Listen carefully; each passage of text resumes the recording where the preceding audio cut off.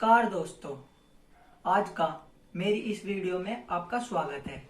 आज हम चर्चा करने वाले हैं क्या हो अगर पाकिस्तान पीओके हिंदुस्तान को वापस मिल जाए। तो जो ये पीओके का राज्य जम्मू एंड कश्मीर का राज्य है, ये 2,22,236 वर्ग किलोमीटर में फैला हुआ है। जो आधा हिस्सा है इसका पीओके कहलाता है, पाकिस्तान ऑक्युपाइड कश्मीर।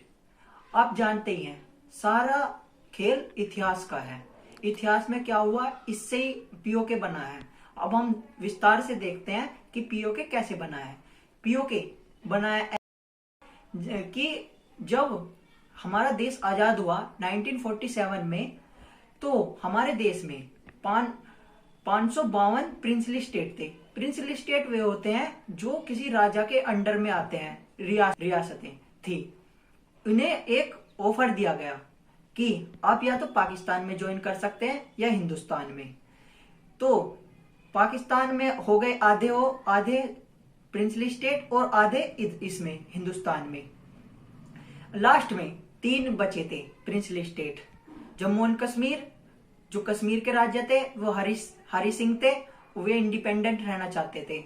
जो जूनागढ़ के थे वे पाकिस्तान में मिलना चाहते थे, मोहम्मद खान रसूख खान, जो वे मुस्लिम थे इसलिए वे उसमें मिलना चाहते थे। जो निजाम थे वे भी पाकिस्तान में मिलना चाहते थे। निजाम हैदराबाद के राजा थे। तो जूनागढ़ में वोटिंग कराई गई। जो जूनागढ़ में है वो हिंदू मेजोरिटी थी वहां पर, और जो वहां के राजा थे वे मुस्लिम थे, इसलिए वे जुड़ना चाहते थे। तो वहां पर वोटिंग हुई। 99% वोट हिंदुस्तान के प्रस्ताव में थी, तो वे हिंदुस्तान में जूनागढ़ आ गया था। तो वो ज्वाइन हो गया जूनागढ़। तो इसी से निजाम घबरा गए। निजाम हैदराबाद के जो राजा थे वे निजाम घबरा गए। वो पाकिस्तान में ज्वाइन करना चाहते थे, पर ये पॉसिबल ही नहीं था कैसे भी कर। तो उन्होंने स्टैंड स्टिल एग्रीमेंट पे साइन किया कि हम 1 साल तक किसी चीज के लिए अभी ऑर्डर नहीं करेंगे कि हम पाकिस्तान में ज्वाइन करना चाहते हैं हिंदुस्तान में। तो उन्होंने स्टैंड स्टिल एग्रीमेंट साइन किया। इससे पटेल जी भी खुश थे और शांति थी। वे अपना फोकस जम्मू एंड कश्मीर में डालना चाहते थे। जो वहां के राजा थे जम्मू एंड कश्मीर में, वो हरि सिंह थे, राजा हरि सिंह। वे इंडिपेंडेंट रहना चाहते थे।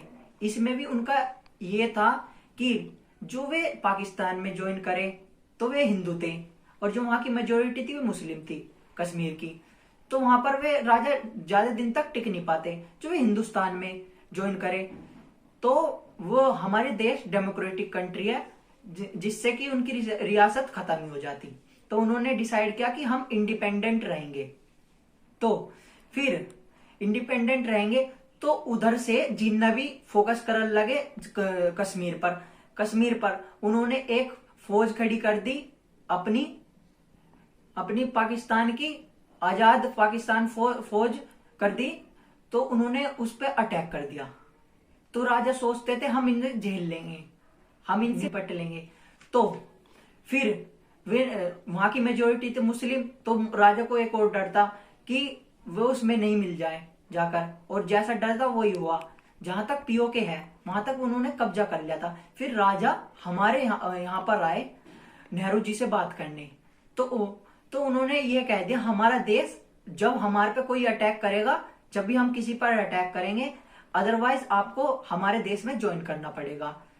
तो उन्होंने हमारे देश पर ज्वाइन कर लिया कश्मीर को। तो हमारे देश की फोर्स गई जम्मू एंड कश्मीर में। तो वहां पर दोनों देशों के बीच बहुत घमासान युद्ध हुआ 1 साल तक। इसी के बीच में 1 साल के बीच में जो यूएन पहुंच गए नेहरू जी इसे लेकर युद्ध को।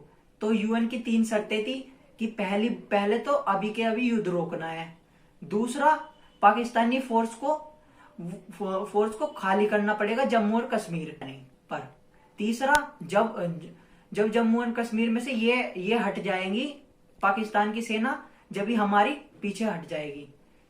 तो ये था। अब जो 1949 में सीज फायर हुई, एलओसी हुई, जो जहां थे देश वहीं रह गए।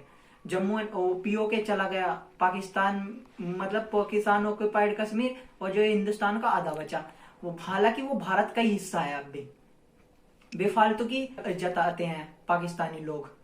ऐसे पाकिस्तान ऑक्युपाइड कश्मीर बना जम्मू एंड कश्मीर से। ये थी इसकी इतिहास की।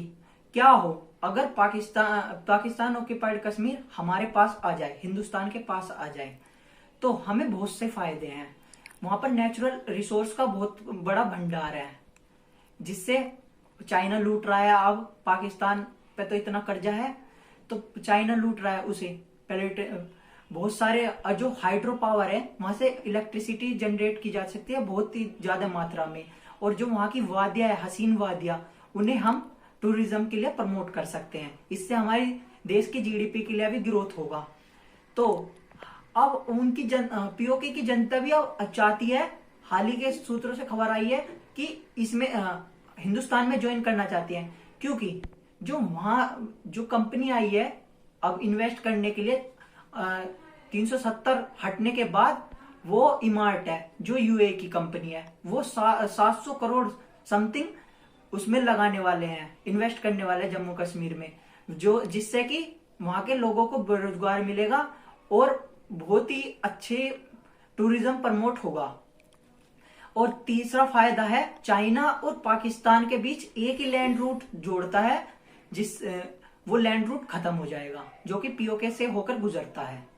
वो लैंड रूट जो अब इन्हें पाकिस्तान और चाइना को ट्रेड करना पड़ेगा, वो समुद्री रास्ते से करना पड़ेगा। अब तीसरा फायदा हमें यह है कि हमें सेंट्रल एशिया तक व्यापार करने का मौका हो जाएगा। हम निर्भर नहीं रहेंगे किसी पर भी, पाकिस्तान और इराक पर निर्भर नहीं रहेंगे फिर। तो ये हमें फायदे होंगे। और चौथा हमें यह फायदा होगा, जो सर्जिकल स्ट्राइक के बाद जो आतंकवादी पीओके में शरण लेकर बैठे हैं ना, वे भी खत्म हो जाएंगे। तो मैं तो उन पीओके की जनता से यही दरख्वास्त करना चाहता हूं कि हम इसमें ज्वाइन करें, हिंदुस्तान में, और मजे करें। और इससे हमारा भी फायदा है और आपका भी। Thank you.